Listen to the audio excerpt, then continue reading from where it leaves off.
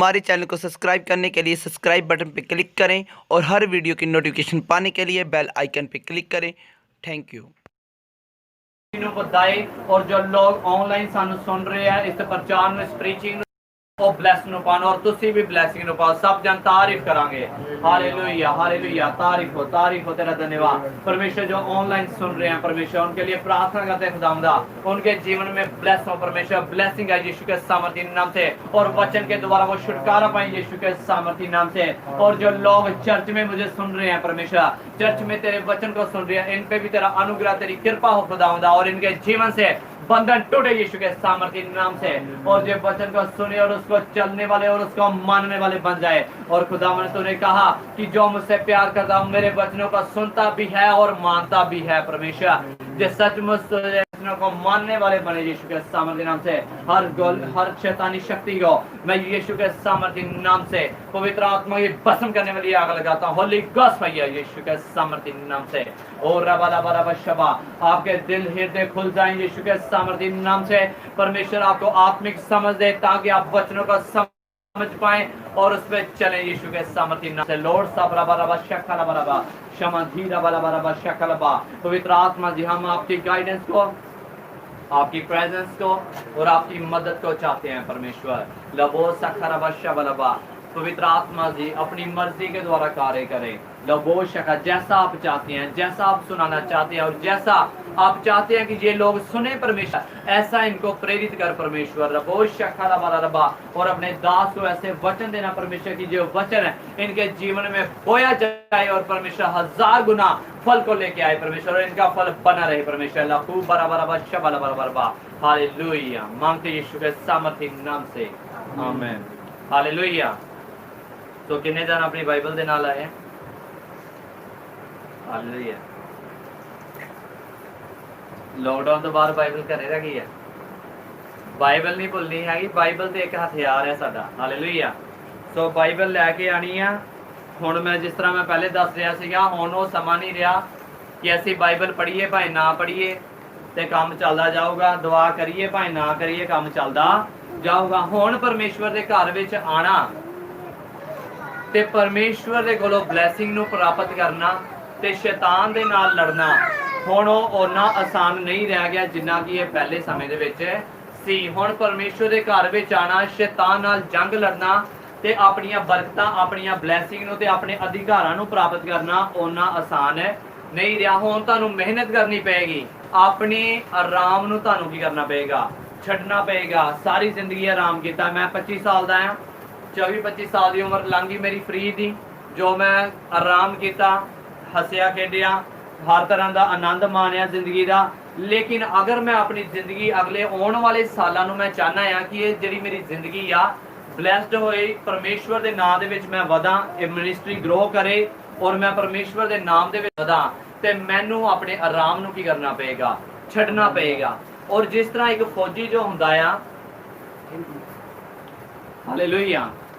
सो online जो हमारे viewers हैं वो हिंदी सुनने वाले हैं और सभी हिंदी समझ पाएंगे ना हालेलुया। तो वो हिंदी में भी कई हमारे जो व्यूवर्स हैं वो देखते हैं। और मैं आपको बताना चाहता हूँ जब एक सैनिक होता है पहले जब वो भर्ती के लिए जाता है तो उसको क्या करा जाता है ट्रेनिंग दी जाती है। सुबह 4 बजे 5 बजे उनको क्या करा जाता है उठाया जाता है। नहीं उठते हैं तो क्या लगाया जाता है डंडे से उनको क्या करा जाता है उठो ट्रेनिंग के लिए क्या करना है जाना है। सुबह 4 बजे उठाकर उनको क्या करा जाता है राउंड लगाए जाते हैं पार्क के उनकी जो ग्राउंड होती है उसके क्या लगवाए जाते हैं चक्कर लगवाए जाते हैं। उनको बाहर उनके ऊपर उनको किट पहनाकर उनको क्या करा जाता है कि लगाओ इस चक्कर के लगाओ ग्राउंड के 10 चक्कर लगाओ 20 चक्कर लगाओ। अगर वो नहीं लगाएंगे तो पता है कि अगर वो उन चक्करों को नहीं लगाएंगे ट्रेनिंग को पास नहीं करेंगे तो वो कभी भी अपने दुश्मन का सामना करे नहीं पाएंगे। क्या सभी समझ रहे हैं? फौजी सबने देखे हैं फौजी हमारी इंडियन आर्मी है उनको परमेश्वर ब्लेस करे हमारी इंडियन आर्मी को और उनको बहुताई से बरकत दे उनको ऐसी ताकत दे ऐसी सामर्थ्य दे ऐसी अकल बुद्धि दे कि वो हमारे देश भारत को की अच्छी तरह से सेवा कर सकें और उसकी रक्षा कर सकें। परमेश्वर हमारे भारत को और हमारी पंजाब सरकार को ब्लेस करे। मैं ये प्रार्थना करता हूँ परमेश्वर से हालेलुया। जो फौजी होता है उसकी क्या होती है ट्रेनिंग होती है। अगर मान लीजिए वो ट्रेनिंग उसको ना करवाई जाए और सीधा ही उसको जंग में भेज दिया जाए, तो मुझे बताओ क्या वो फौजी लड़ पाएगा? नहीं। मैं सीधा आपको बोलूं आइए चलो आपको बंदूक हाथ में दे दूं और बोलूं कि चलिए वहां पे जंग लड़ने जाना है, तो आप लड़ेंगे? कभी नहीं लड़ पाएंगे, क्योंकि आपको हथियार चलाना नहीं आता। सैनिक जो होता है अपने आराम को क्या कर देता है? छोड़ देता है। अभी आपको अपने आराम को क्या करना पड़ेगा? छोड़ना पड़ेगा। परमेश्वर ये नहीं कहता कि आप रात को सोए ना और सारी रात क्या करते रहे? प्रार्थना करते रहे। प्रार्थना करने का समय है, सोने का समय है, जागने का समय है, खाने का समय है, और सब बातों के लिए एक समय परमेश्वर ने क्या किया है? ठहराया है। लेकिन आज दुनिया क्या कर रही है? रात के वक्त 12-12 1-1 बजे तक वो व्हाट्सएप पे चैटिंग करते हैं, ऑनलाइन वीडियोस देखते रहते हैं, कोई किसी तरह की और कोई किसी तरह की वीडियो देखता रहता है, लेकिन वो रात के वक्त परमेश्वर की आगे प्रार्थना करनी नहीं चाहते। जो जादू टोना करने वाले हैं, जो टोटका करने वाले हैं, वो रात के वक्त आपके ऊपर क्या करते हैं? अटैक करते हैं। वो जादू टोना क्यों रात के वक्त आपको डर आता है? क्यों रात को ही आपको दबाव हो जाता है, आपके ऊपर भार पड़ता है और आपको डर लगता है कि दुष्ट आत्मा आ गई और आप घबरा गए? क्यों? क्योंकि जो शैतान है रात के वक्त क्या करता है? आपके ऊपर अटैक करता है। क्योंकि चोर तभी आता है जब उस घर का मालिक क्या होता है? सो रहा होता है। जो चोर होता है कभी भी आपके जागते हुए आएगा नहीं। क्या आपने कभी देखा कि आप रात को जाग रहे हैं और चोर आ गया? ऐसा हुआ? और आप कहते हैं मैं सो रहा था, पता नहीं हमारे घर में कोई आया और हमारी चीज लेके चला गया।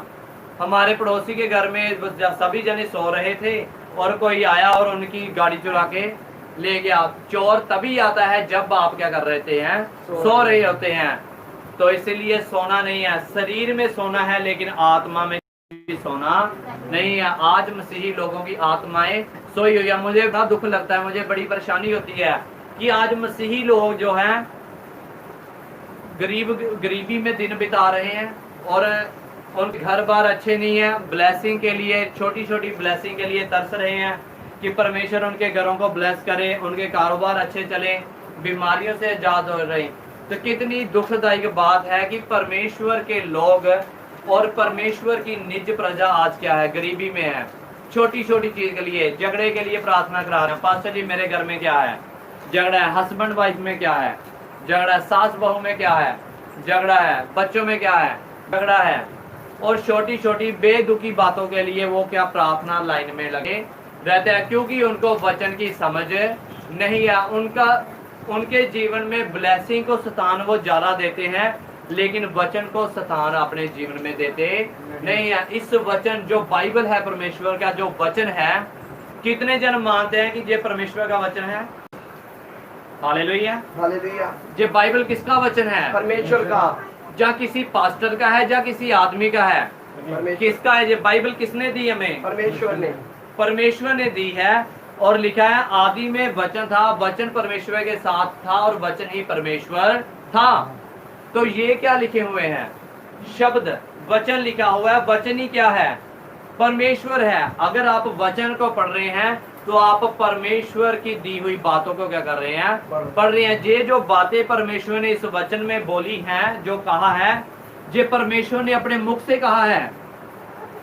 जैसे मैं आपसे बात कर रहा हूं, आप मेरी बात को सुन रहे हैं, तो परमेश्वर ने जो वचन दिया है ये भी परमेश्वर ने बोला है। और लोगों ने उस बात को क्या कर लिया? लिख लिया कि परमेश्वर ने हमें क्या हुक्म दिया था, क्या आज्ञा हमें दी थी। ये परमेश्वर का वचन है और आप परमेश्वर के कही हुई बात को ही मान नहीं रहे। आज ब्लेस्ड क्यों नहीं है? मेरा विषय और था, मैं यही 5 मिनट लूंगा, इसके बाद मैं अपने टॉपिक पे आऊंगा। आज कलीसिया ब्लेस्ड क्यों नहीं है? सबसे पहले वो पास्टर की इज्जत करना नहीं जानते। हालेलुया। पादरी की, पास्टर की, अपोस्टल की, प्रॉफिट की इज्जत करना ही जानते नहीं है। और हमें भी कई फोन करके बोलते हैं काका जी की हाल चाल है। पंजाबी च कहा काका जी की हाल है चाल है। तुसी पास्टर दे काका जी बोले करदे हो, उन्होंने मुंडे बोले करदे हो। इस तरह वो गल करदे कि तुसी काका जी पाले। हो सकता है हम आपसे छोटे हैं उम्र में, लेकिन परमेश्वर ने हमें क्या ठहराया है?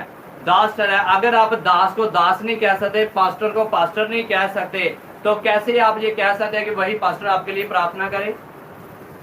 और जो मूसा था, मूसा की बहन जो थी, वो भी कहती हमको परमेश्वर ने नहीं चुना, मूसा को क्या ज्यादा चुना है? और यूसुफ के भाई कहते हम नहीं है, हम तो बड़े हैं, परमेश्वर ने यूसुफ को कैसे चुन लिया? ये परमेश्वर की मर्जी है, वो छोटे को भी चुन सकता है और बड़े को भी क्या कर सकता है? चुन सकता है। ये हमारे ऊपर डिपेंड करता है। आज दासों की इज्जत नहीं करती कलीसिया, इसीलिए वो अपने जीवन में परेशान है और मुश्किल में पड़ी हुई है। और दूसरी बात, वो परमेश्वर के भेजे हुए दासों की बात नहीं मानती। अगर दास ने कह दिया है कि 10 बजे तुझे प्रार्थना करनी है, तो मतलब 10 बजे प्रार्थना मुझे करनी है, क्योंकि दासों के द्वारा कहा हुआ वचन परमेश्वर का वचन है। लेकिन मैं ये कहना चाहता हूँ, वो जो पास्टर है, वो दास जो है परमेश्वर की ओर से होना चाहिए और आत्मिक होना चाहिए। जो हीलिंग पे विश्वास करता हो, जो गैर भाषा पे विश्वास करता हो और प्रोफेसी पे विश्वास करता हो और पवित्र आत्मा के ऊपर जो विश्वास करता हो, वो ही पास्टर जो है आत्मिक है। यीशु पे विश्वास तो सभी करते हैं, कोई हीलिंग को नहीं मानता, कोई प्रोफेसी को नहीं मानता, कोई गैर भाषा को नहीं मानता। और इन लोगों से आपको क्या करना है? बचना है। जो परमेश्वर की ओर से दास है, अगर आप अपनी जीवन में उनको पहचानेंगे नहीं, तो आप कभी भी ब्लेस्ड हो सकते नहीं है। सबसे पहले दासों का क्या करें? आदर करें। और क्या होता है, सभी कलीसिया खाना खा लेती है, लेकिन सबसे पहला हक किसका बनता है? मैं बताता हूँ। शाऊल जब गया था तो वहां पे लिखा है कि जब तक शमूएल कहते खा ना ले, तब तक कोई भी रोटी को खाएगा नहीं। सबसे पहले कौन खाता है? लिखा वहां पे, शमूएल कहते खाएगा, और फिर बाकी जो लोग आए हैं वो खाने को क्या करेंगे? खाएंगे। अब ये दास की मर्जी है, वो पहले खाना खाए जा ना खाए, लेकिन आपका फर्ज है उनको पहले पूछना। आज कलीसिया ब्लेस्ड नहीं है, सबसे पहले दासों की इज्जत करती नहीं है, बिल्कुल इज्जत नहीं करते। वो कहते हैं कोई बात नहीं, ऐसे ही चले रहते हैं, इनका तो काम ही है रोज रोज आना। दासों की इज्जत नहीं करते, इसलिए परमेश्वर से भी आप इज्जत पाते नहीं है। क्योंकि परमेश्वर के भेजे हुए की आप बात नहीं मान रहे, तो परमेश्वर जिसको आपने देखा नहीं है उसकी आप कैसे मानेंगे? आप परमेश्वर के भेजे हुए दास की बात नहीं मान सकते जिसको आपने देखा है, जिसकी हड्डी भी है, मांस भी है, आंखें भी हैं, कान भी हैं, उसकी नहीं मान सकते। तो परमेश्वर जिसको आपने देखा नहीं, उसकी आप कैसे मान सकते हैं? दूसरी बात, वो दासों की बातें नहीं मानते, उनकी इज्जत नहीं करते, और परमेश्वर के साथ उनका कोई भी रिलेशन नहीं है। परमेश्वर के साथ कोई नाता नहीं है, ना चर्च के साथ पूरी तरह से जुड़े हैं। संडे आते हैं कि एक संडे आएंगे, 3 हफ्ते छुट्टी करेंगे, एक दिन प्रार्थना करेंगे, 6 दिन वो छुट्टी मारेंगे, प्रार्थना करेंगे नहीं। एक दिन वचन को मानेंगे, 6 दिन वचन को मानेंगे ही नहीं। अपनी कमाई का दसमांध नहीं देंगे, अपनी भेंट नहीं देंगे, और चर्च की सेवा में कोई भी अपना भाग नहीं लेंगे। ना कभी आकर चटाई बिछाएंगे वहां पे, ना झाड़ू पोछा करेंगे, ना बर्तन साफ करेंगे। तो मुझे बताइए कि कैसे परमेश्वर आपको ब्लेस करे? कैसे? बताइए, आप खुद ही इसका सवाल जो इसका मुझे उत्तर दें। क्या परमेश्वर ब्लेस करेगा? नहीं करेगा। जो चर्च में चटाई आकर नहीं बिछा रहा, ना बर्तन साफ कर रहा है, ना दासों की इज्जत कर रहा है, ना उसकी बात को मान रहा है, ना परमेश्वर के लिए भेंट निकाल रहा है, ना चर्च की सेवा में उसका कोई भाग है, उसका काम है आना, प्रार्थना करवाना और अपने घर जाना, अपना काम बना और बस जी ठीक है। और कैसे परमेश्वर उसको आगे को बरकत देगा? क्या हो सकता है? नहीं। आप परमेश्वर के किसी काम में हिस्सा नहीं ले रहे और कहते हैं हमारा बिजनेस फ्लॉप है, हमारे घर में झगड़ा है, हमारे घर में बरकत है ही नहीं, लड़ाई झगड़ा, टेंशन टेंशन टेंशन एंड बस टेंशन। बस ये टेंशन आप अगर निकाल दे अपने घर की और अपने घर में वचन को स्थान दे दें, तो मैं कहता हूँ आपकी सारी टेंशन क्या हो जाएगी? दूर हो जाएगी। एक ही रट लगाते हैं, टेंशन टेंशन एंड टेंशन। आप कभी ये नहीं कहते prayer prayer and prayer. 3 time प्रार्थना करो, वचन को मानो, परमेश्वर की सेवा में अपना हिस्सा डालो, क्यों ना परमेश्वर आपको बढ़ाएगा। हालेलुया।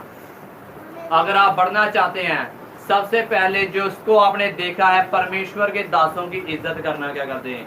शुरू कर दें। और दास को अंकल, भाजी, भाई, पास्टर, ब्रदर ये कहना क्या करे, बंद करे। अगर सॉरी मैं गलत क्या गया, उसको भाई, ब्रदर, काका, मुंडा, बेटा, और उसको कई तरह के लफ्ज है उरे या ओ ए कहना की करो, बंद करो।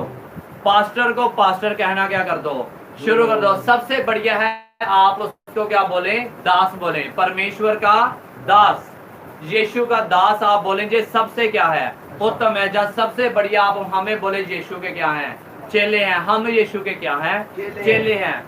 उसको कोई काका, बेटा, मुंडा, भरा नहीं कहेंगे। आप उसको पास्टर है तो पास्टर ही कहेंगे। अगर आप पास्टर नहीं कहना चाहते, दास कहना चाहते हैं, उसको दास है कहिए। अगर परमेश्वर के दास ने हुक्म दिया कि आपको प्रार्थना करनी है 6 बजे, तो मतलब मुझे प्रार्थना करनी है। अगर उसने कहा है कि तुझे इस वचन को मानना है, अपनी आदतों को छोड़ना है, तो मतलब मुझे क्या करना है, छोड़ना। जब तक परमेश्वर के दास के कहे हुए वचन को आप परमेश्वर का वचन और उसके मुख की निकली हुई बात नहीं जानेंगे, आप कभी भी ब्लेस्ड हो सकते नहीं है। क्योंकि अगर वहां पे वो इजरायली लोग जो थे मूसा की बात को ना माने, तो वो कभी भी समुद्र के पार होते नहीं। कभी भी लाल समुद्र 2 हिस्से ना होता तो वो मिस्र की गुलामी से कभी भी आजाद हो पाते नहीं। यिर्मयाह ने राजे को बोला कि तू ऐसा कर, परमेश्वर तुझे उसके वश में करता है, तो वहां पे रहेगा। और उस राजा जो था यिर्मयाह की बात को मानता नहीं मानता था, तो उतनी प्रॉब्लम है कि क्या हो जाता था, पड़ता था। आज लोग प्रॉब्लम में इसीलिए हैं क्योंकि दासों की बातों पे विश्वास है नहीं करते और दासों की बातों को मानते नहीं है। हमारा कुछ नहीं जाएगा अगर आप हमारी बात को नहीं मानेंगे, हमारे वचन को नहीं सुनेंगे, और को भेज दिया। क्योंकि जो डाली फल नहीं लाती उसको क्या कर देता है परमेश्वर, काट डालता है। मैं नहीं कह रहा, परमेश्वर कहता है जो डाली फल नहीं लाती वो काटी जाती है और आग हो जाती है, चौंकी जाती है। अगर आप फल नहीं लाएंगे तो कोई और आ जाएगा आपकी जगह पे, और वो ब्लेसिंग जो आपको मिलने वाली थी, आपका बनता था, वो किसी और को ब्लेसिंग क्या हो जाएगी, मिल जाए। क्योंकि उसने वचन को क्या किया, माना। लेकिन आपने अपने हृदय की कठोरता की वजह से अपने दिल को सख्त कर लिया ते परमेश्वर दे वचन को मनिया नहीं। ये कैसे हो सकता है, जे तो मुझसे छोटा है, 20 साल का छोकरा है जे। और मैं आपको बताना चाहता हूँ, दाऊद भी क्या था, छोकरा था, छोटी उम्र का था। यूसुफ भी क्या था, छोटा था। सैमुअल भी छोटा था जब परमेश्वर ने उसके लगाई थी, आवाज लगाई थी। दास छोटा हो चाहे बड़ा हो, ये मायने नहीं रहता। परमेश्वर का दास परमेश्वर का दास है। हालेलुया। और परमेश्वर ने आपको उसके हुक्म के अंदर रखा है, तो आपको उसकी बात को क्या करना है, मानना है। और आइए आज के हम पिछली बार हमने पढ़ा है यरीहो का भेद। हालेलुया। हम पढ़ रहे थे पिछले एतवार को हमने पढ़ा था यरीहो का भेद, कि बिना भेद के, बिना उस कारण को जाने आप कभी भी ब्लेस्ड हो नहीं सकते। आप शैतान को हरा नहीं सकते। अगर आपने शैतान को हराना है, उसको मारना है और उसको हराना है, तो आपको जानना पड़ेगा कि आपके दुश्मन की जो कमजोरी क्या है। अगर आपको कमजोरी पता नहीं चलेगी तो आप शैतान को हरा नहीं सकते। दुश्मन को सबसे हराने का सबसे बढ़िया तरीका है, दुश्मन की कमजोरी को ढूंढे उसमें कौन सी कमजोरी है। शैतान आपकी कमजोरियों को क्या करता है, जानता है, इसलिए आपको हराता है। हालेलुया। मैंने क्या कहा कि शैतान आपकी कमजोरियों को क्या करता है, जानता है। उसे पता है इसे गर्मी से डर लगता है, ये गर्मी में बैठ नहीं सकता। वो लाइट बंद कर देगा, जब प्रार्थना आप करने बैठेंगे लाइट बंद कर देगा, पंखा बंद कर देगा, एसी बंद कर देगा, खराब कर देगा कि अब प्रार्थना में बैठे ना। उसको पता है इसको सर्दी बहुत लगती है, तो वो ऐसा करेगा कि आपके ठंड करेगा, आपको शरीर को ठंड लगनी चाहिए, शुरू हो जाएगी और आप ठंड में बैठ सकेंगे नहीं। शैतान को पता है आप बीमारी से डरते हैं, वो बीमारी को पीछे लगाएगा आपके, कि आप बीमारी में पड़ के परमेश्वर से क्या हो जाएं, दूर हो जाएं। क्योंकि दुश्मन को हराने का सबसे आसान तरीका क्या है, दुश्मन की कमजोरी को ढूंढना। क्या सभी को समझ आ रही है? शैतान को हराने का तरीका क्या है, उसकी कमजोरी को ढूंढना। तो ये तब पता चलेगा जब हम प्रार्थना में और फास्टिंग में क्या करेंगे, जाएंगे। आइए हम आज का वचन है यरीहो को गिराना। यहोशू की किताब, पुराना नियम, यहोशू की किताब, उसका 6वां अध्याय और उसकी पहली आयत है। यहोशू दी किताब ओदा 6वां अध्याय और ओदी पहली आयत तो असीं पढ़ांगे। यहोशू की किताब उसका 6वां अध्याय और उसकी पहली आयत से पढ़ेंगे। और लिखा है, यरीहो का पतन, यरीहो के सब फाटक इजराइलियों के डर के मारे लगातार बंद रहे और कोई बाहर भीतर आने जाने नहीं पाता था। फिर यहोवा ने यहोशू से कहा, सुन, मैं यरीहो को उसके राजा और शूरवीरों समेत तेरे वश में कर देता हूँ, इसलिए तुम में जितने योद्धा हैं नगर को घेर लें और उस नगर के चारों ओर एक बार घूम आए और 6 दिन तक ऐसा ही किया करना। और 7 याजक संदूक के आगे आगे मेढ़ों के सींगों के 7 नरसिंगे लिए हुए चले। फिर 7वें दिन तुम नगर के चारों ओर 7 बार घूमना और याजक भी नरसिंगे चले। और जब वे मेढ़ों के सींगों के नरसिंगे देर तक फूंकते रहे, तब सब लोग नरसिंगे का शब्द सुनते ही बड़ी ध्वनि से जय जयकार करें। तब नगर की शहर पनाह नींव से गिर जाएगी और सब लोग अपने अपने सामने चढ़ जाएंगे। हालेलुया। क्या कहा परमेश्वर ने यहोशू से? और लिखा है, जो यरीहो शहर था उसके जो फाटक थे, जानी उसके जो दरवाजे थे, इजराइलियों के डर के मारे क्या रहते थे? बंद रहते थे। जैसे अभी कोरोना वायरस के डर से सभी घर में क्या रहते थे? बंद। अपने दरवाजे को बंद कर दिया। कोई पड़ोसी अपने पड़ोसी के घर में नहीं जाता, कोई किसी के घर में नहीं जा रहा था, सड़क पे नहीं जा रहा था कि कहीं ऐसा ना हो कि कोरोना वायरस उससे क्या हो जाए। तो यही था, लिखा है, इजराइल के डर की वजह से यरीहो के जो लोग थे अपने देश से, अपने घर से बाहर नहीं निकलते थे। और परमेश्वर ने यहोशू से कहा, सुन, मैं यरीहो को उसके राजा और शूरवीरों समेत तेरे वश में कर देता हूँ। हालेलुया। बोले हालेलुया। हालेलुया।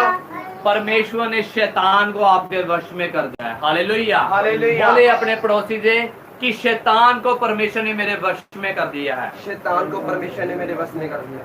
सांपों और विश्वों को रौंदने का अधिकार परमेश्वर ने मुझे दिया है। सांपों और विश्वों को रौंदने का अधिकार परमेश्वर ने मुझे दिया। फिर से बोले, सांपों और बिच्छुओं और विश्वों को रौंदने का अधिकार मुझे दिया गया है। अधिकार मुझे दिया गया है। अधिकार मुझे दिया गया है। अधिकार मुझे दिया गया है। हालेलुया। हालेलुया।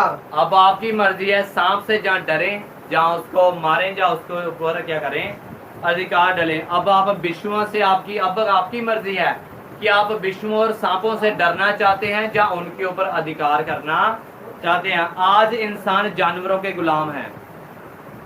कोई अपने डॉग्स का, कोई अपने बिल्लियों का, कोई गायें भैंसे और बिल्लियों का और तरह तरह के जानवरों का क्या है, आज इंसान गुलाम है।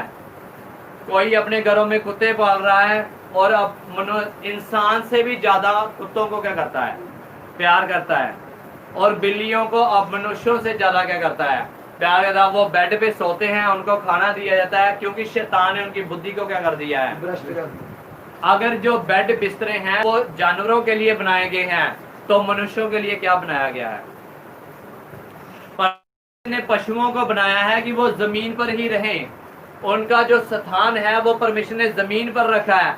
वो उनको स्थान, उनका बेड बिस्तरे नहीं है, उनका स्थान जो है जमीन पर है। परमेश्वर ने उन सभी जानवरों को आपके वश में कर दिया। अब ये आपकी मर्जी है कि आप अपने कुत्तों को अपने बिस्तर पे बिठाएं या बिल्लियों को अपने बिस्तर पे बिठाएं, ये आपकी मर्जी है। समझदारी करें। परमेश्वर ने उनको बिस्तरों के लिए नहीं बनाया, अच्छे अच्छे एसी वाले रूम में बैठने के लिए नहीं बनाया। उनकी चमड़ी, उनकी स्किन ऐसी है कि वो हर एक चीज को क्या कर सकते हैं, बर्दाश्त कर सकते हैं। और परमेश्वर ने इंसान को भी ऐसा बनाया है कि वो गर्मी सर्दी दोनों सिचुएशन में क्या कर सकता है, रह सकता है। आज लोग कहते हैं गर्मी बहुत है, हम चर्च में जा नहीं सकते, तो फिर ठंड आ जाएगी तब भी नहीं आ पाएंगे, फिर सर्दी ज्यादा हो जाएगी तब भी नहीं आ पाएंगे, सर्दी के बाद बारिशें होने और शुरू हो जाएंगी, फिर पतझड़ आ जाएगी, फिर सावन आ जाएगा, फिर भी आप नहीं आ पाएंगे। तो किस मौसम में आप आ पाएंगे चर्च में? गर्मी में गर्मी लगेगी, सर्दी में क्या लगेगी, सर्दी लगेगी, बारिश में बारिश होगी, और जब लू चलेगी तो आपकी जो स्किन है वो क्या होगी, जलेगी। तो किस मौसम में आप चर्च में आना पसंद करेंगे? उस मौसम में जब आपको परमेश्वर की सख्त क्या होगी, जरूरी, जब आपको बरकत की जरूरत होगी तब आप परमेश्वर के घर में आएंगे। हाँ, लेकिन हम ये पढ़ेंगे कि लिखा है कि यहोवा ने योशू से कहा, सुन, मैं यरीहो को उसके राजा और शूरवीरों समेत तेरे वश में कर देता हूँ, इसलिए तुम में जितने योद्धा हैं नगर को घेर लें और उस नगर के चारों ओर एक बार घूम आए और 6 दिन तक ऐसा ही किया करना। किनको की इकट्ठा करना? योद्धा जो तलवार चलाते हैं। हालेलुया। किसको कहा परमिशन ने इकट्ठा करना है? योद्धाओं को। जो योद्धा हैं, जो सैनिक है, जो फौजी हैं, जो लड़ाई करना क्या करते हैं, जानते हैं, उनको क्या करना है? इकट्ठा करना है। और आप क्या हैं? प्रार्थना के योद्धे। हालेलुया। आप क्या हैं? Prayer warriors. प्रेयर वॉरियर वही है जो अपनी प्रार्थना को कभी भी मिस करता नहीं है। आज हम चाहते हैं परमेश्वर का मसा हम पे आए, हम भी भविष्यवाणियां करें, हम भी प्रोफेसिस करें, हम भी दर्शन देखें। लेकिन मैं पूछता हूं कि क्या उस वरदान को पाने के लिए आपकी प्रार्थना है? आप प्रार्थना कहता है जितने योद्धा हैं उन सबको क्या कर लो? इकट्ठा कर लो और नगर को क्या कर लो? घेर लो। शैतान आज आपको घेरे में डालता है। जैसे एक मकड़ी होती है, वो जाल बिछाती है दीवार पे, आप देखना मकड़ी क्या करती है? जाल बिछाती है और मक्खी उसमें क्या हो जाती है? फंस जाती है। जब वो फंस जाती है, मक्खी तड़पती है, ऐसे ऐसे वो हिलती है, जितना हिलती है तो उतना ही जाले में क्या हो जाती है? फंस जाती है। और तब मकड़ी आती है और उसको क्या कर जाती है? खा जाती है। अगर वो मक्खी उसमें समझदार होती तो वो अपने आप को समझदारी से क्या करती? छुड़ाती। आज जब एक विश्वासी जन है, जब वो जाले में फंस जाता है, मकड़ी क्या है? शैतान है। शैतान का काम क्या है? जाल बिछाना। और मसीहियों का काम है उसे जाल से बचना, क्योंकि वचन में लिखा है शैतान है एक खूंखार शी की तरह क्या करता है? घूमता फिरता है और कब किसको फाड़े खाए। जब एक विश्वासी जन उस जाल में फंस जाता है, फिर वो इधर उधर क्या करता है? बात है, कभी बाबाओं के पास, कभी तंत्रियों के पास है, कभी ओझा करने वालों, हाथ और माथे की रेखाओं पढ़ने वालों के क्या करते हैं? बात है। तो क्या हो जाता है? वो और फंस जाता है उस जाले में। मक्खी जब हिलेगी तो क्या हो जाएगी? फंस जाएगी और उलझ जाएगी, उसके पर भी फंस जाएंगे, पाँव भी फंस जाएंगे। इसी तरह विश्वासी भी क्या हो जाता है? फंस जाता है उस जाले में। जो शैतान ने जाला बिछाया उसमें क्या हो जाता है? फंस जाता है। तो लेकिन आपको फंसना नहीं है, लेकिन शैतान के हर एक अटैक का आपको होशियारी के साथ क्या करना है? जवाब देना है। मुंह तोड़ उसको, शैतान को क्या करना है? जवाब देना है। हालेलुया।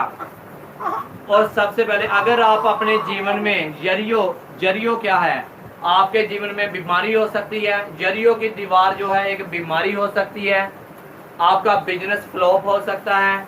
आपके घर में बीमारी, झगड़ा, कलेश, हस्बैंड वाइफ का रिलेशन नहीं बनता, सही नहीं बनता, और आपका रिश्ता नहीं हो रहा, शादी नहीं हो रही, बच्चे ब्लेस्ड नहीं हो रही, नौकरियां नहीं मिल रही। ये सब चीजें क्या है? जरियों की दीवारें हैं। ये दीवारें हमारे आगे बनी हुई हैं जिसकी वजह से हम उस ब्लेसिंग और बरकत को प्राप्त कर नहीं रहे। हालेलुया।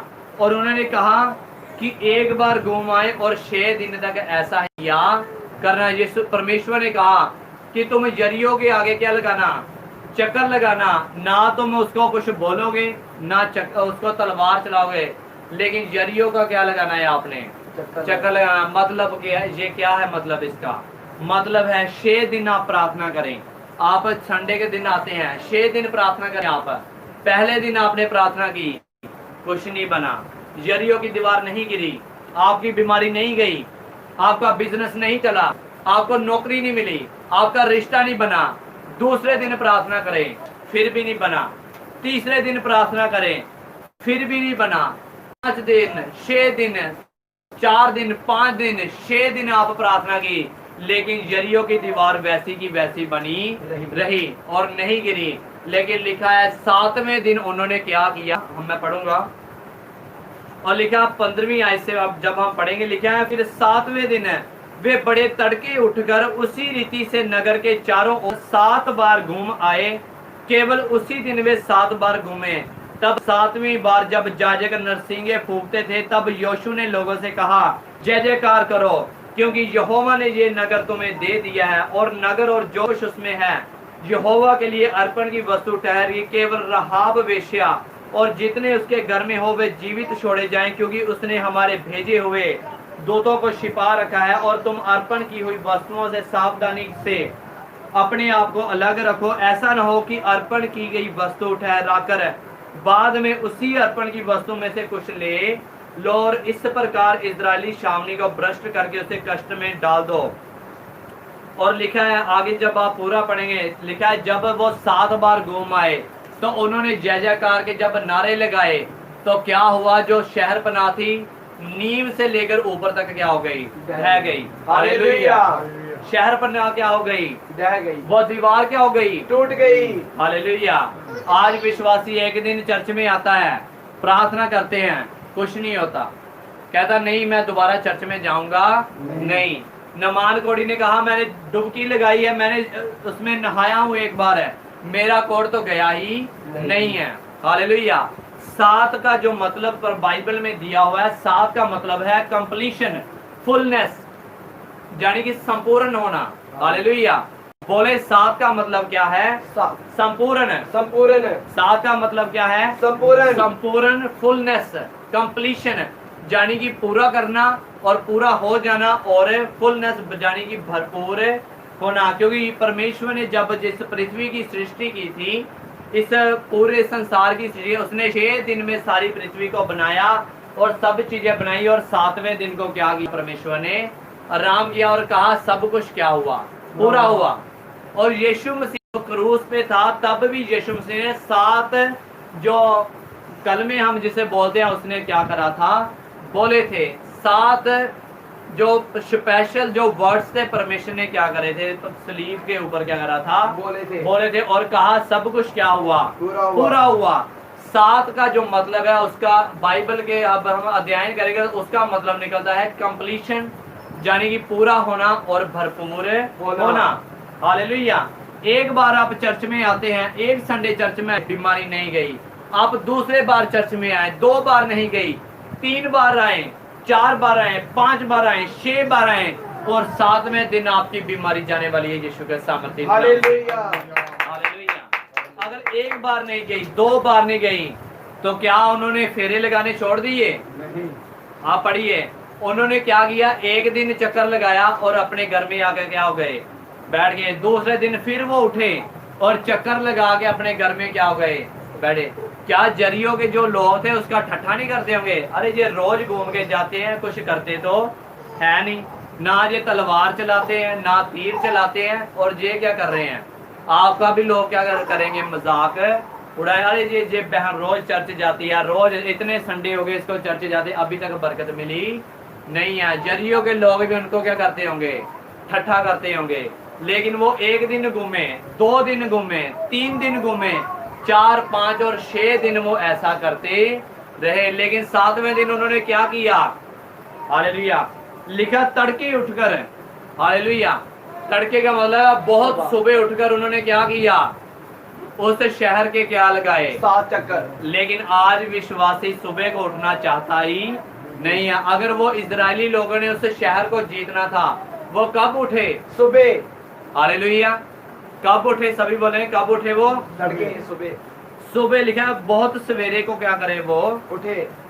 7वें दिन वो बड़े तड़के उठकर, यानी कि 3 बजे का टाइम हो सकता है, 4 बजे का टाइम हो सकता है, वो बहुत सुबह को क्या करे, उठे। और उन्होंने जरियो के शहर के क्या लगाए, चक्कर लगाए। आपको आज अपने आराम को क्या करना पड़ेगा, छोड़ना पड़ेगा। अगर आप चाहते हैं कि वो बीमारियां, वो दीवारें जो 10-10 साल से, 5-5 साल से आपके जीवन में हैं, अगर आप चाहते हैं वो झगड़े जो 5-5 साल से, 10-10 साल से आपके जीवन में हैं, वो टूट जाएं और वो दीवारें ढह जाएं, तो आपको 3 काम करने होंगे।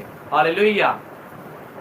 आपका 3 काम, इनको मैं 3 पार्ट्स में भी बता सकता हूं और मैं अभी भी आपको बता सकता हूं। हालेलुया।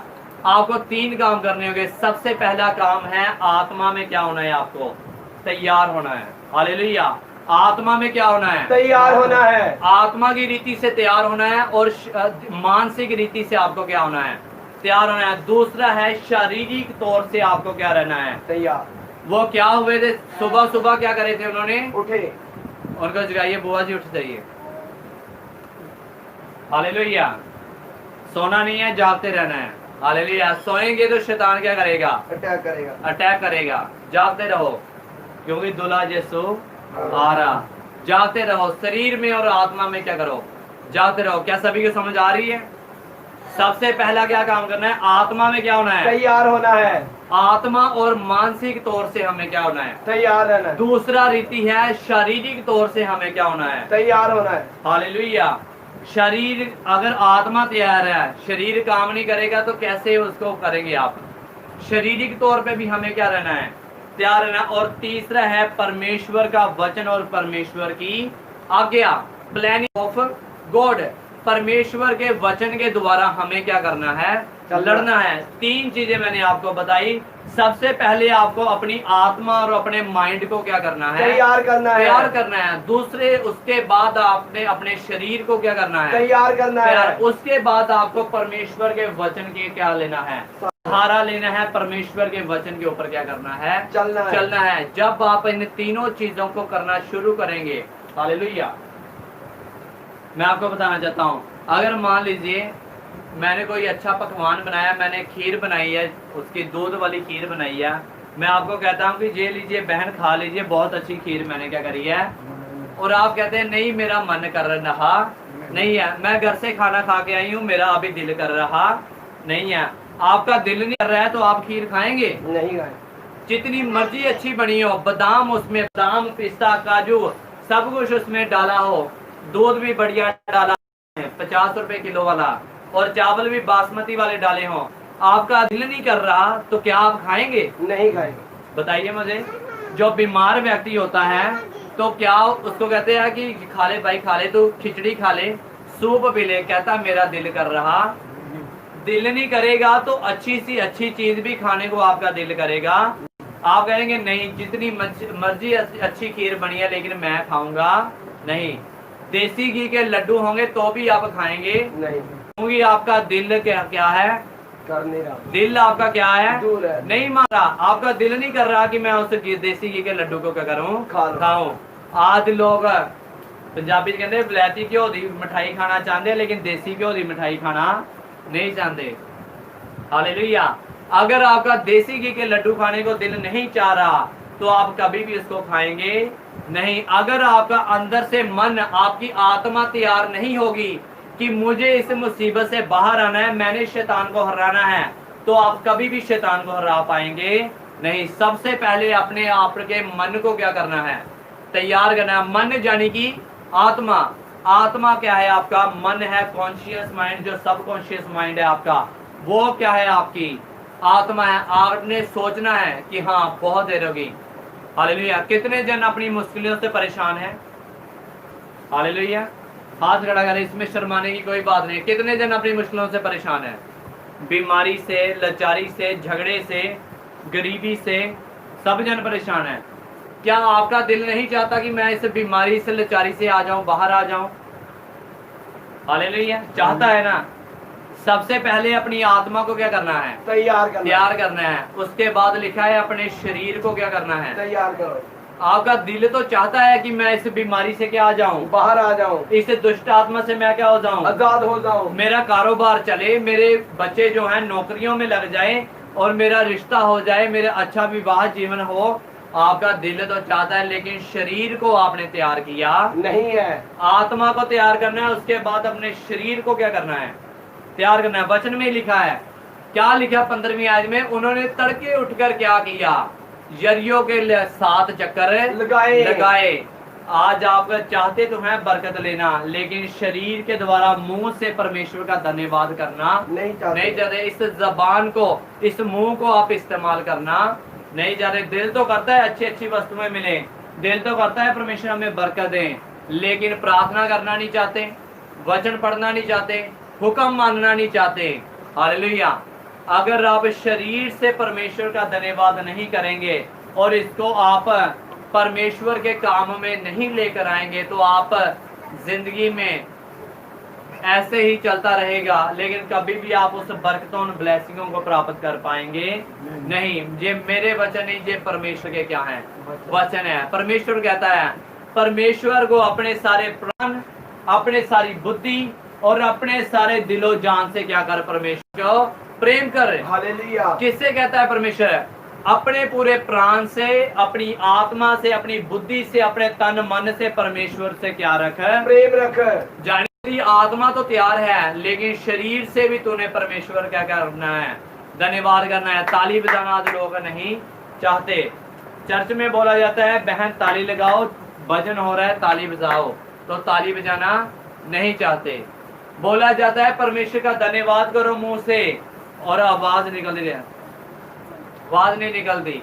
और बोला जाता है आंखें बंद करो, प्रार्थना का समय है, आंखें खुली रखते हैं, कोई इस तरफ देख रहा है, कोई इस तरफ देख रहा है। फिर कहते हैं, फिर उलाहना लेके आते हैं, पास्टर जी ਅਸੀਂ ਤਾਂ ਤੁਹਾਡੇ ਕੋਲ ਸਾਲ ਹੋ ਗਿਆ ਚਰਚ ਆਂਦੇ ਜੇ ਸਾਨੂੰ ਬਰਕਤ ਮਿਲੀ ਨਹੀਂ। ਉਹ ਮਗਰੋਂ ਆਏ ਸੀਗੇ ਤੇ ਉਹਨਾਂ ਨੂੰ ਬਰਕਤ ਪਹਿਲੇ ਮਿਲੀ। ਅਸੀਂ ਕਿਹੜੇ ਰੱਬ ਦੇ ਮਾਂ ਮਾਰੇ ਆ, ਪਤਾ ਨਹੀਂ ਕਿਹੜੇ ਮਾਂ ਮਾਰੇ ਅਸੀਂ ਰੱਬ ਦੇ।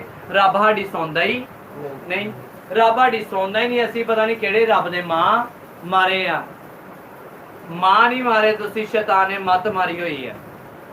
हालेलुया। शैतान कोई आपने परमेश्वर का नुकसान नहीं किया, बस आपकी मत जो है समझ है उस पर क्या लगा हुआ है, पर्दा पड़ा हुआ है। आप परमेश्वर की नहीं मानते, दासों की नहीं मानते, वचन को नहीं मान रहे, प्रार्थना नहीं कर रहे, तो कैसे आप कहते हैं कि मैं ब्लेस्ड हो जाऊं? कैसे मेरा चर्च बढ़ जाए, कैसे कलीसिया बढ़ जाए, कैसे बीमारी चली जाए, कैसे झगड़ा चले जाए? नहीं जाएगा।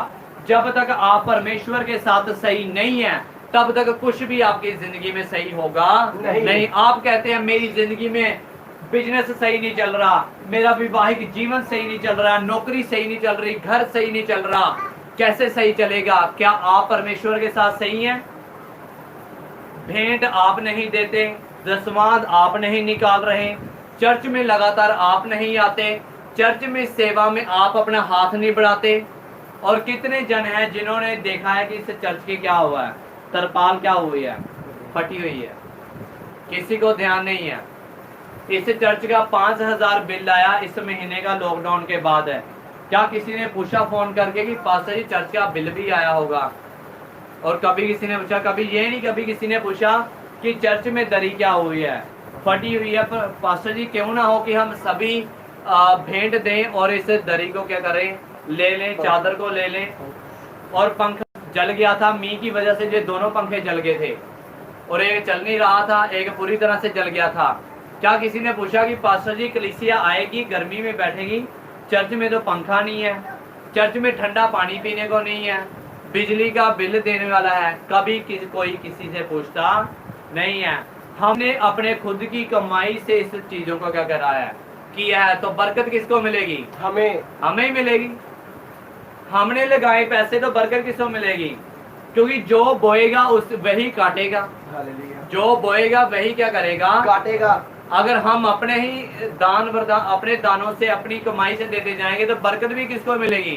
हमें ही मिलेगी। आप कभी भी उससे बरकत में शरीक हो पाएंगे? अगर आपको भी बरकतें चाहिए तो आपको भी परमेश्वर के घर की सेवा में अपना हाथ बढ़ाना पड़ेगा। अगर दरी फटी हुई है तो क्यों नहीं कलीसिया कहती कि हम सभी भेंट दें और इस नई चादर को ले आए? पंखा खराब है तो एक जन नहीं होगा, एक जन के कहने से नहीं होगा, सभी करेंगे तो सारे काम क्या हो जाएंगे, चर्च के पूरे हो जाएंगे। थर्माकोल प्लेट में खाना खा रहे हैं, 4 साल हो गए हैं।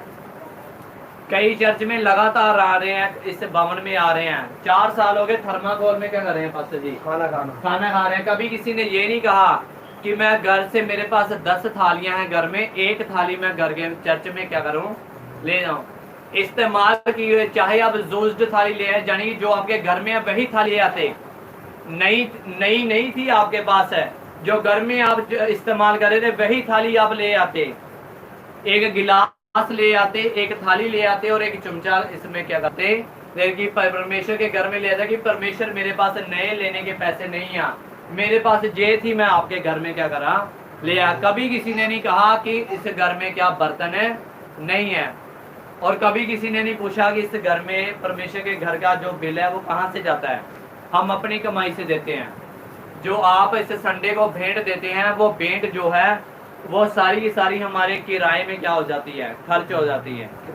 और एक जन का जो किराया है 250-300 रुपया जो हमारा है किराया लगता है, अगर एक जन हमारा जो इस घर में आता है चर्च में आने का, और हम 4 जन आते हैं, तो मान लीजिए जो आप भेंट दे रहे हैं वो तो संडे के संडे दिन ही क्या हो रही है, इस्तेमाल है। और या कभी किसी ने लॉकडाउन के दिनों में ये नहीं पूछा कि पास्टर जी आपका खर्चा कैसे चल रहा है, आप तो कमा भी नहीं, आपके चर्च में है, तो कैसे परमेश्वर आपको ब्लेस करे। अगर आपका दास भूखा है तो कलीसिया कभी भी रजी, जिन्होंने पंजाबी कहते कभी भी रज नहीं सकती। अगर पास्टर भूखा है तो कलीसिया कैसे उनके पास खाना हो।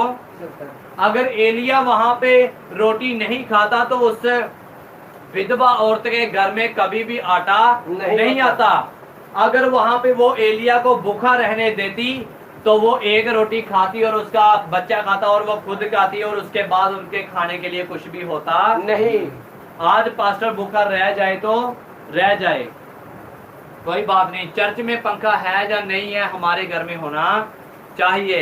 ये घर हमारा नहीं है, ये घर किसका है, परमेश्वर है। आप सभी का ये क्या है, चर्च है। चर्च हमारा नहीं है जहाँ पे नाम हमारे लिखे हुए हैं, लेकिन चर्च ये हमारा नहीं, आप सबका क्या है, चर्च है। और इस सबसे पहले परमेश्वर का ये क्या है, भवन है। आपने अपने दानों को, अपनी भेंटों को परमेश्वर के घर में क्या करना है, लेके आना है।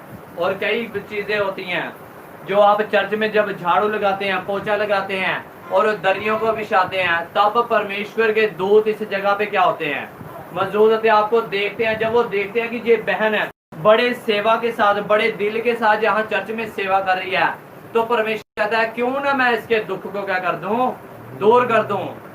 ये बड़े रोज बहन आती है, ये रोज भाई आके जहाँ पे साफ सफाई करता है, क्यों ना मैं इसके क्या कर दूं, भेंट को, इसको, इसकी प्रार्थना को क्या कर लूं, सुन लो। हालेलुया। यही कमजोरियां हैं, यही वजह है। आपको ये नहीं पता कि आपकी बरकत मिलने का कारण है क्या, ना मिलने का कारण है क्या है। हालेलुया। बरकत ना मिलने का कारण आपको पता नहीं है, इसलिए बरकत मिल रही। बीमारी का कारण क्या है ये आपको पता नहीं चल रहा, तभी पता चलेगा जब आप परमेश्वर के वचन में चलेंगे और प्रार्थना में आप क्या करेंगे, चलेंगे। अब से इस चर्च में ऐसा नहीं होगा, हुक्म मानना पड़ेगा। प्रेयर फॉर्म परमेश्वर ने दिया था, कितने लोगों के पास प्रेयर फॉर्म था, कितने लोगों ने कहा कि हमारे पास, कितनों ने प्रार्थना की है लॉकडाउन में, ज्यादा से ज्यादा अपने हाथों को उठाए जिन्होंने पहले से ज्यादा की प्रार्थना। इस लॉकडाउन फ्री था, अप्रैल मंथ से, अप्रैल रहा, उसके बाद मई आया और मार्च भी था, आधा महीना आपके पास है।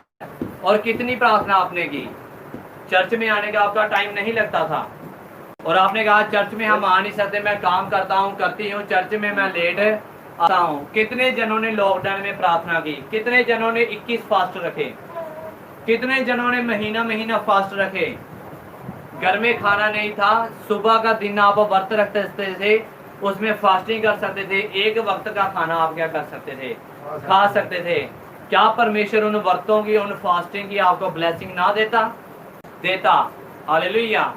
कितने जनों ने सोचा कि मैं अब से ज्यादा प्रार्थना करूंगा, हमने की है। परमेश्वर ने हमको और ट्रेनिंग दी और हमको समझाया और कहा कि जो अब पहले होता रहा है ये दोबारा से इस चर्च में होगा नहीं। अब लोगों को हुक्म मानना पड़ेगा, वचन मानना पड़ेगा और तभी मैं उनको क्या करूंगा, ब्लेस करूंगा। चाहे आप दुआएं करते जाएं, करते जाएं, करते जाएं, लेकिन वचन को, हुक्म को नहीं मानेंगे तो परमेश्वर ने कहा कि मैं आपको कभी भी ब्लेस करूंगा नहीं।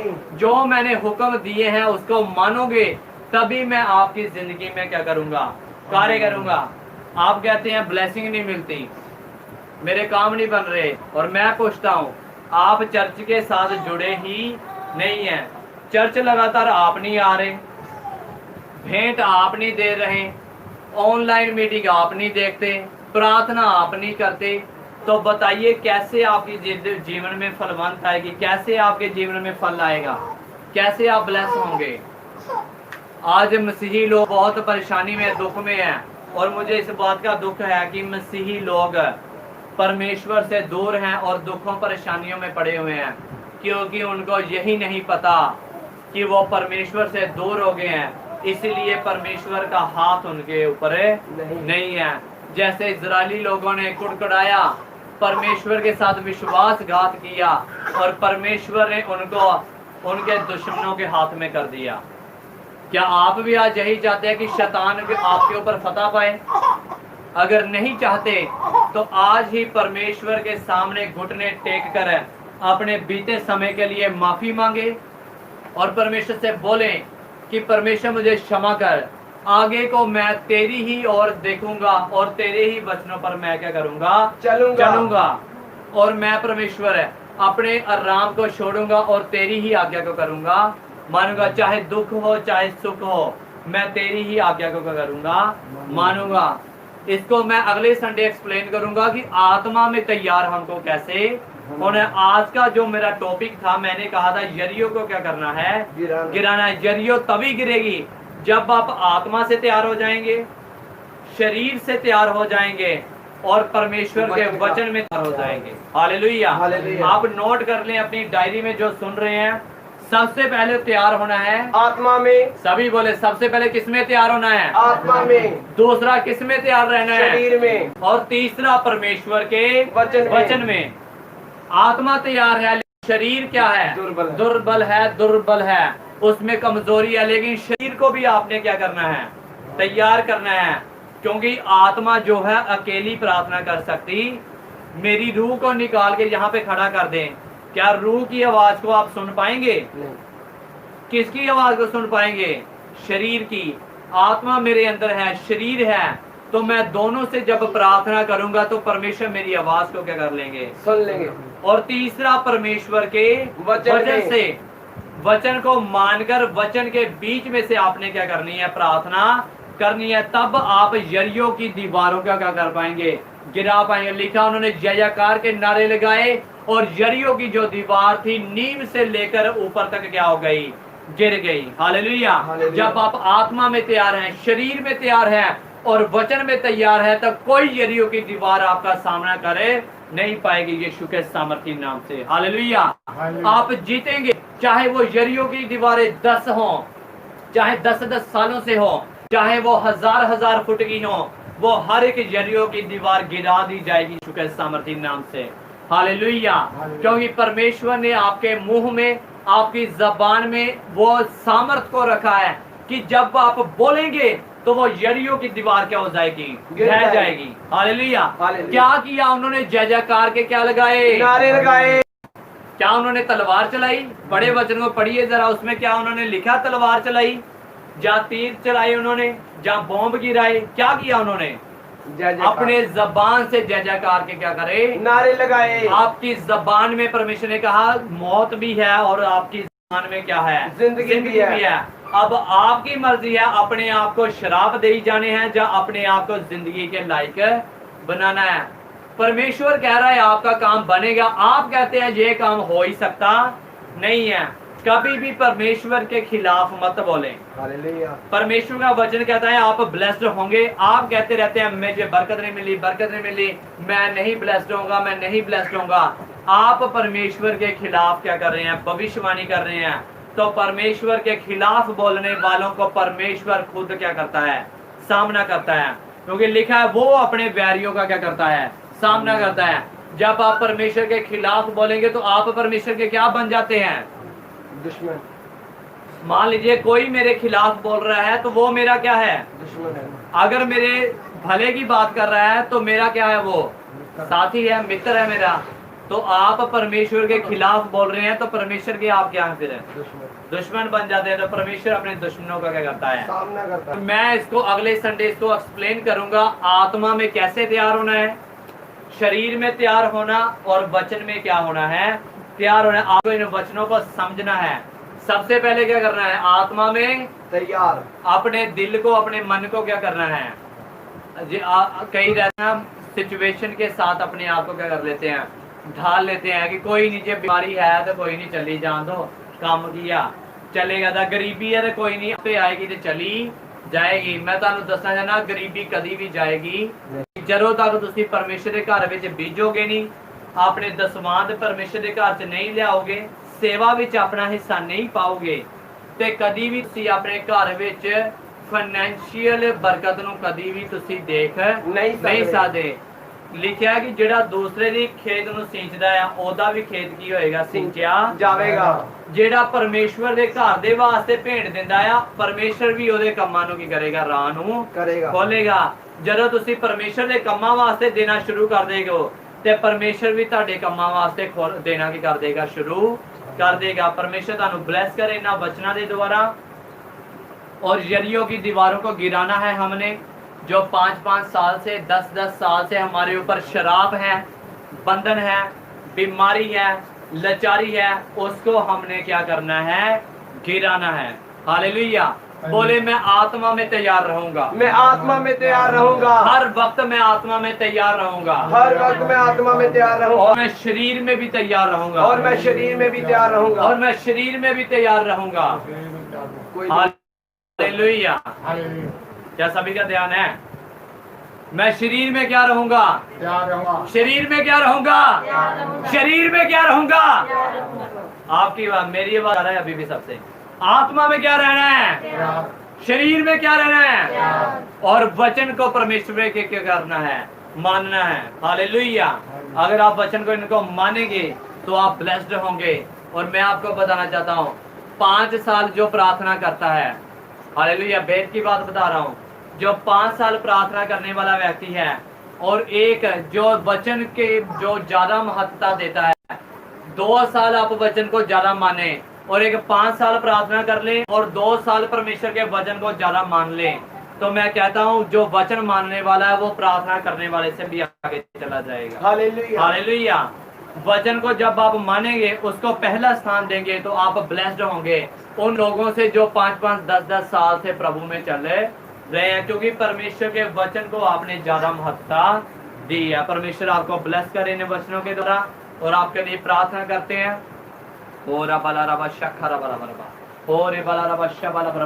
जो ऑनलाइन सुन रहे हैं उनके लिए प्रार्थना की जाएगी। आप बने रहे हमारे साथ। और